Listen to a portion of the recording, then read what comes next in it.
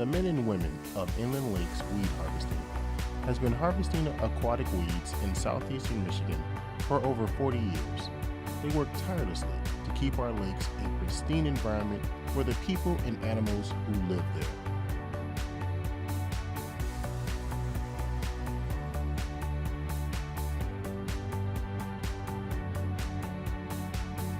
In this video, Eric Gleisner, president of Inland Lakes Weed Harvesting, will discuss the dangers of using chemicals in our lakes and the benefits of aquatic harvesting. 40 years ago, started Inland Lakes Weed Harvesting Company, became Inland Lakes Corporation, and then Inland Lakes Aquatics. We started because there was a lot of chemicals being used, herbicides in lakes that caused eye, ear, nose, throat problems for us because we were competition water skiers. We were in the water a lot. The county offered an alternative called aquatic vegetation harvesting, said that we could take over the program if we built a machine or acquired a machine or two, and that's what we did. We built a machine, we acquired two more, and then we took over the county's projects and expanded from there. Well, the chemical process, when they kill the vegetation, it releases all the nutrients into the water column.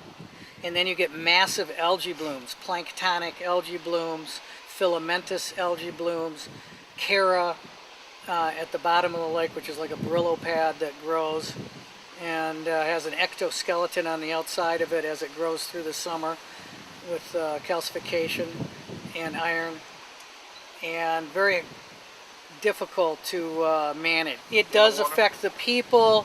You get eye, ear, nose, throat problems. You have you can get swimmer's itch through the cause of killing off part of the process of the snails, and that cause some of these various problems.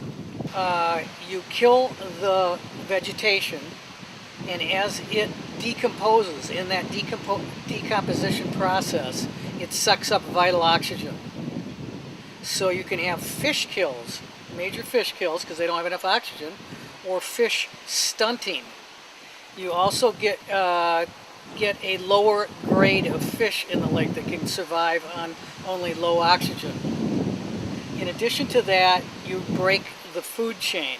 When you break the food chain, you disrupt the entire ecological system of the lake and its surrounding ecosystem. The wetlands, the birds, the snails, everything in the lake is affected negatively. We'll talk about the balance of the lake.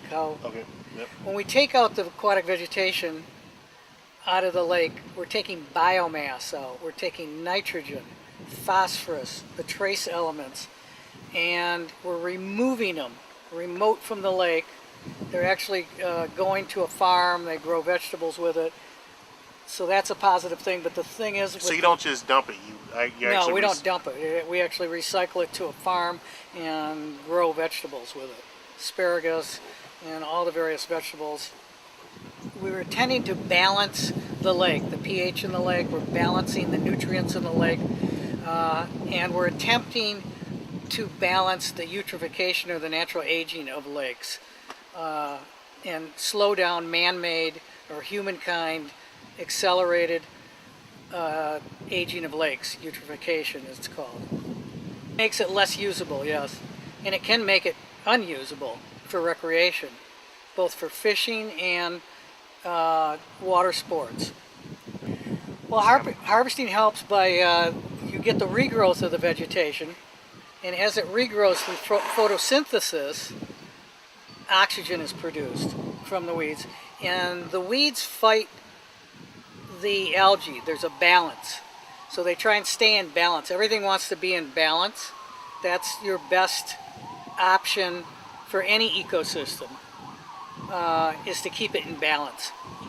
You want to take the top 5 feet, which is where the major portion of 90% of the biomass is, or more, 95% of the biomass, goes to the sunlight. And it's basically in the top 5 feet because that's where the sun penetrates the most. That's where the water is the warmest. And most of these lakes, their average depth is only 8 foot because the lakes are created, or were created through moraines, a type of glacier that created shallow lakes. No, I mean, keeping a lake in balance is probably the best way of saving your lake. Through the developments around lakes, once that development stops, once you slow down on the fertilization around the lake, and then you're harvesting and taking the nutrients out. Some lakes that are eutrophic, there's a scale. Oligotrophic being at the top, mesotrophic in the middle, eutrophic at the bottom, and the gradations in between.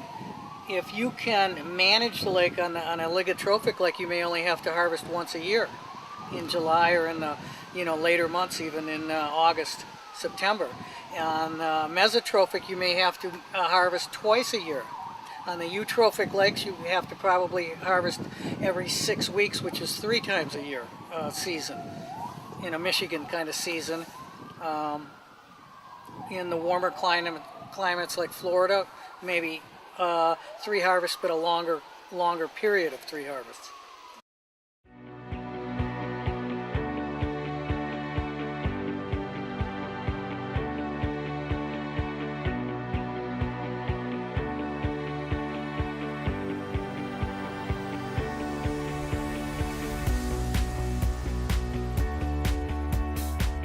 The men and women of Inland Lakes Weed Harvesting work tirelessly to keep our aquatic environment pristine for the people and animals of the region. For more information, contact Eric Gleisner online at www.inlandlakesmichigan.com. That's inland